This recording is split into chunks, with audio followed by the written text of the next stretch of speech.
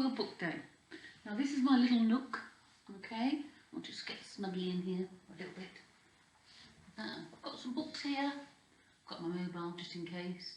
Now I did have this basket here for the books, but the kittens came and lay in it and so I had to snuggle up. Then one of them came and sat over there, so I'm starting again. Now I'm going to read you a story today, and it's by a man called Paul Jennings. He's an Australian author, and this is about when he was at school, and it's called Strap Stopper.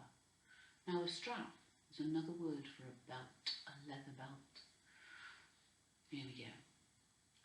These days, kids don't get the strap in school, and a good thing too. I don't think I was a particularly bad boy at school, but I did seem to get the strap a lot. We called it getting the cuts. The thought of it hung over my head like a rain cloud. Every school day this cloud followed me around. At any moment it might turn into a storm which would engulf me totally. That was the awful thing.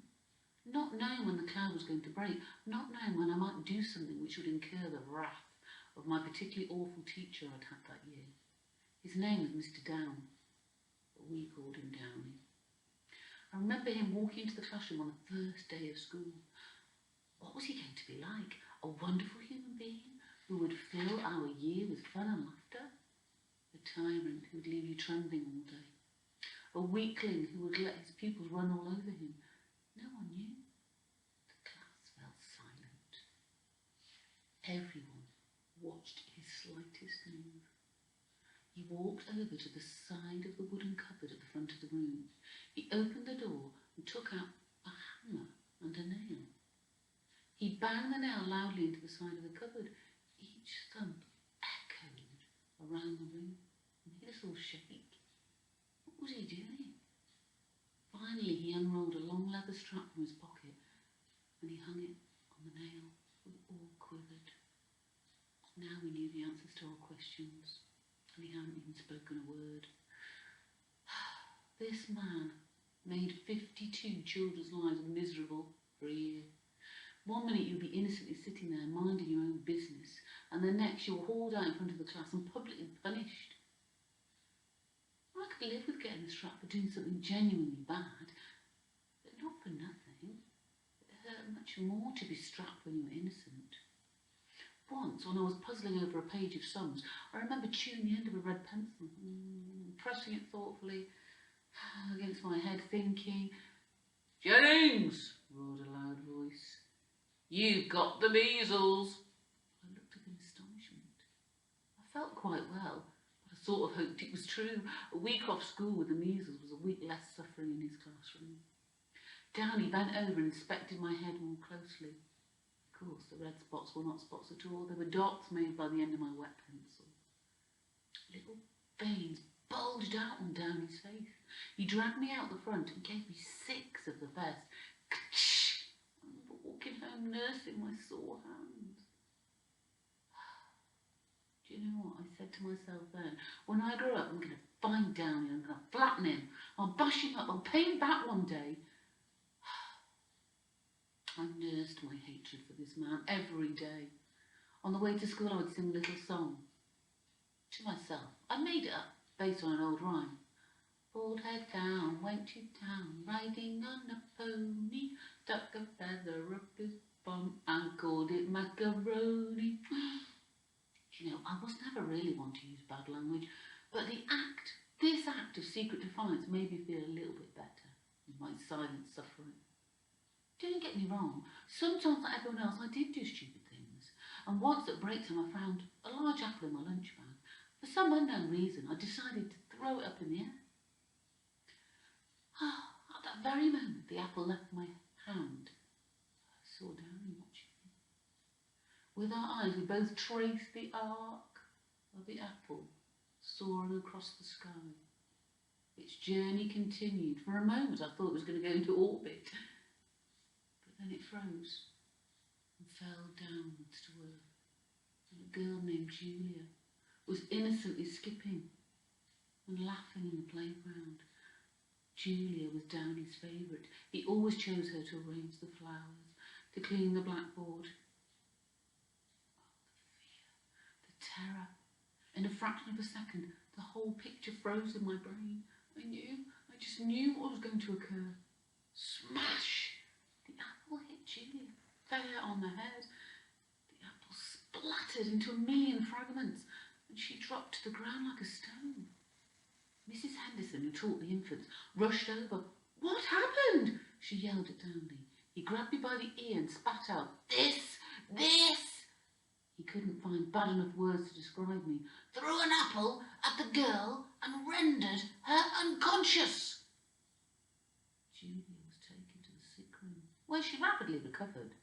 Downey dragged me off and struck me 6 times. I never recovered. His words kept echoing in my head. Rendered the child unconscious. Those words burned into my brain. I felt terribly guilty. I had hurt Julia. I hadn't meant to. It was thoughtless. What a fool I was.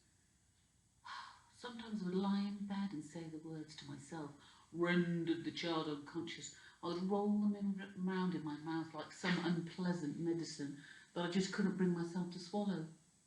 And after that, Downey would find any excuse to give me the strap. He had a million ways of making me suffer. It was always worse if you had to wait for several hours before your punishment. I recall one particular incident really well. 3 boys were seen playing in the clay hills, said Downey one day. We all looked at each other. All the kids played in the clay hills after school, even though you weren't supposed to. But 3 people were going to be strapped. Everyone froze. Well, the boys did anyway. Girls weren't really given a strap, so they didn't really have to worry. But the boys were constantly talking about it. There were many theories about ways to stop it hurting you. Because if you pulled your hand away, you got an extra whack for your trouble. And if the teacher hit his own leg by accident, it might absolutely infuriate him. I never pulled my hand away. I did try curling up my palm a couple of times. But Downey would always flatten out my fingers with a mocking grin. Most kids agreed that it was definitely not worth letting Mr. Down have an excuse to give you more. Jennings, Simons, Humphreys, said Downey. Report to me after school. The 3 of us gasped in horror. Oh no, it was me. I was in it. At lunchtime, the boys who were not going to be strapped gathered round. They were full of unhelpful advice. Go first and get it over with, said Geoffrey. I looked at him balefully. It was all very well to say go first, but when the time came, you'd do anything to put off the pain for a few more seconds. No one ever wanted to be first. Rub this stuff into your hand, said my friend Foxy, and it won't hurt a bit when you get the cuts. He handed me a lump of waxy yellow substance. What is it? Rossin, said Foxy. Rossin strap stopper. My cousin gave it to me. He swears it stops the pain. You won't feel a thing, I promise you. It won't hurt a bit. I took the Rossin hopefully. It was better than nothing. The Rossin was passed from hand to hand. We rubbed it on our fingers and palms every chance we got all day. I found a small stick and gave myself a gentle tap. It still hurts, I said.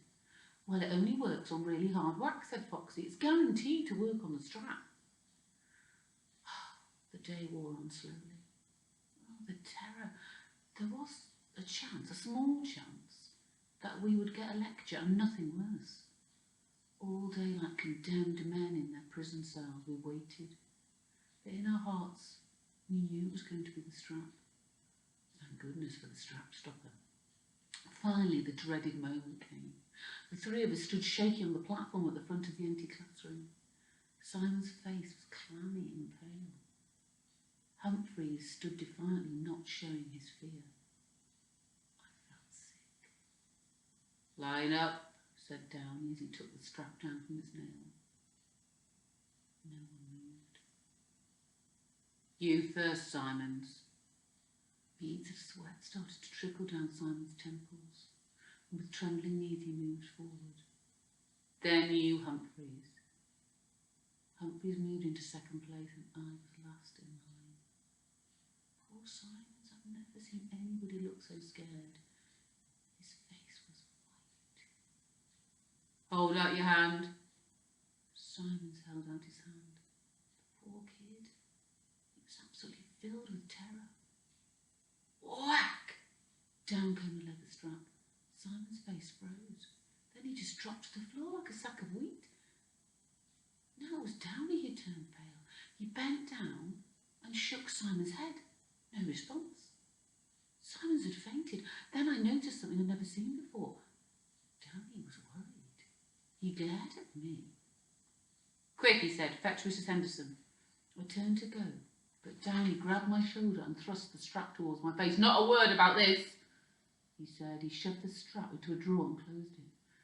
I rushed out of the room and returned with Mrs. Henderson. "What happened?" she said. No one answered. Even Downy seemed lost for words. I couldn't think what to say. There were 4 months of school left. If I told about the strap, I'd be history. Anyway, we were only kids. What could we do against a teacher? I tried to search for words. Nothing would come. I tried to force out a few words, and suddenly my mouth seemed to go to automatic drive. I just couldn't stop it. He rendered the child unconscious, I said. Mrs. Henderson didn't seem to understand. What's this yellow stuff on his hand?" she urgently said, as she bent over Simon's slumped figure. "Oh, it's strap stopper," said Humphreys. He nervously blurted out. Humphreys did. The whole stories. Mrs. Henderson threw a quick glance at Mr. Downy and then helped him carry Simon out to her car. She told Humphreys and I to follow, and she took us to the local doctor, and our parents were called. The doctor was really kind to us. He didn't seem to like Downy at all. "This yellow stuff could be poisonous," he said. "It could have seeped through their skin. These boys had better stay home in bed until I find out what it is." Do you know what? We were given a whole week off school. Wonderful, wonderful, wonderful. Poor old Simons couldn't remember a thing. Humphreys and I had escaped the strap, so there hadn't been any pain at all.